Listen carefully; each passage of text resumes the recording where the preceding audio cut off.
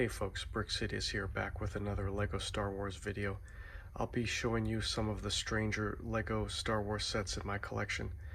These are not what you first think of when somebody mentions LEGO Star Wars. First off, we have the 75084 Wookiee gunship from the Rebels animated series. It reminds me of the Russian Hind helicopter like you might have seen from the Rambo 3 movie depicting the Soviet-Afghanistan conflict around 1980, especially with the tan-brown color scheme. Which is strange because I thought Kashyyyk was like a jungle planet. I did not see this episode, but the set includes Kanan, so maybe he went over there to help the Wookiees fight the Empire. This vessel looks to be more planetary and maybe is not a starship, but it's heavily armed with a lot of cannons, and there are cool rotating stud shooters on each wing.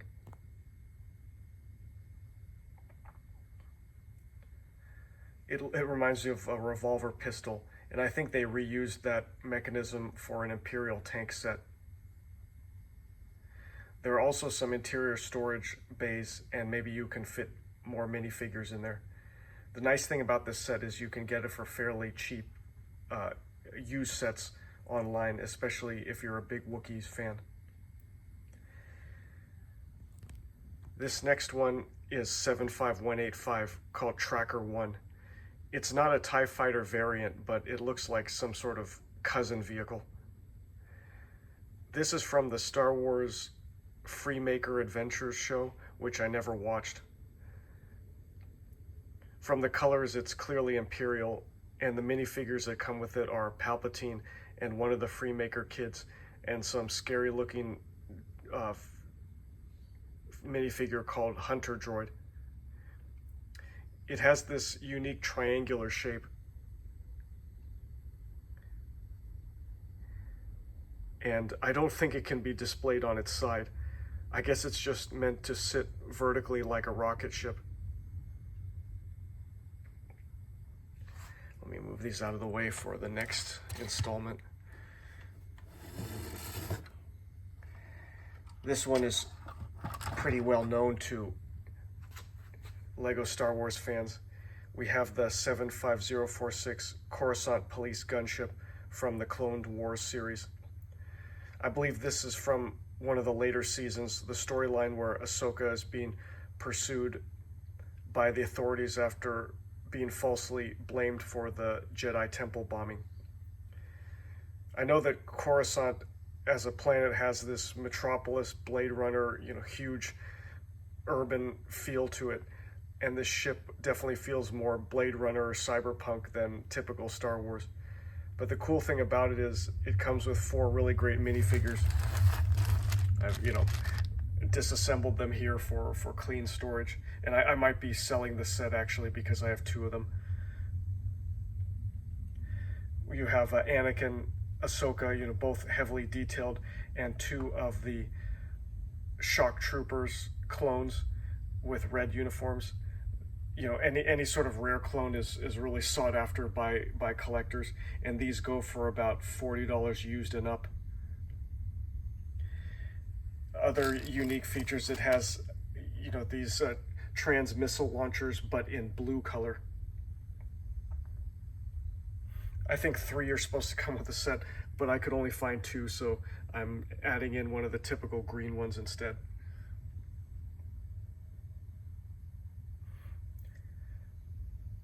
It also has ball turrets like the ATTEs.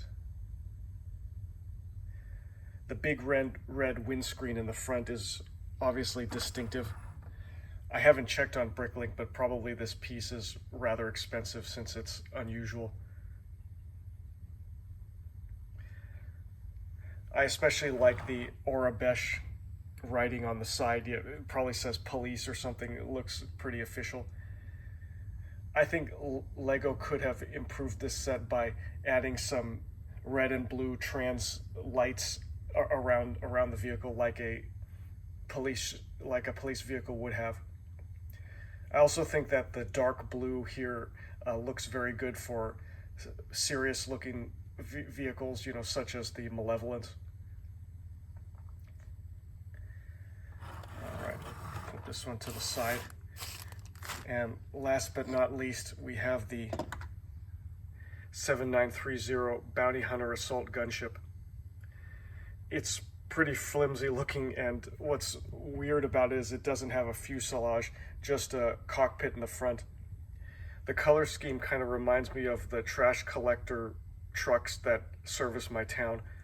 But yeah, I understand, you know, bounty hunter ships are often beaten up and grungy, not all nicely polished like Imperial ships, so the color scheme makes sense.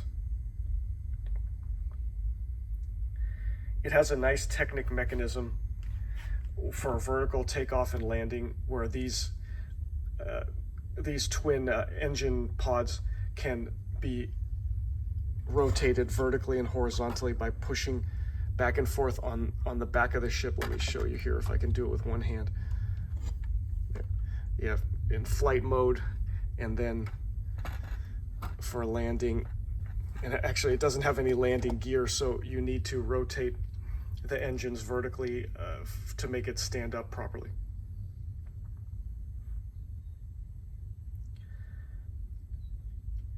The minifigures here are pretty unique too, and we know that there aren't that many female characters in the Star Wars universe, but you get two lady bounty hunters here, Aura Singh and Sugi. I believe this is from a Clone Wars storyline too, but I have not seen the episodes with these characters. You also get an IG bounty hunter droid and a fourth bounty hunter, which I'm missing. I got this set from a garage sale, and I wasn't sure how complete it was. But yeah, the fourth minifigure is, of course, the most expensive one, like $40. He kind of looks like a Asian or like samurai, something with like a conical hat. And then what's funny about these four sets I've just shown you, there are very few light gray bricks, which is the joke about Lego Star Wars. It's just a bunch of light gray, but these are quite colorful. So I hope you enjoyed this first look at some unusual Lego Star Wars sets. I have some more that I'll be showing you in part 2 next time. Thanks for watching, and may the Force be with you.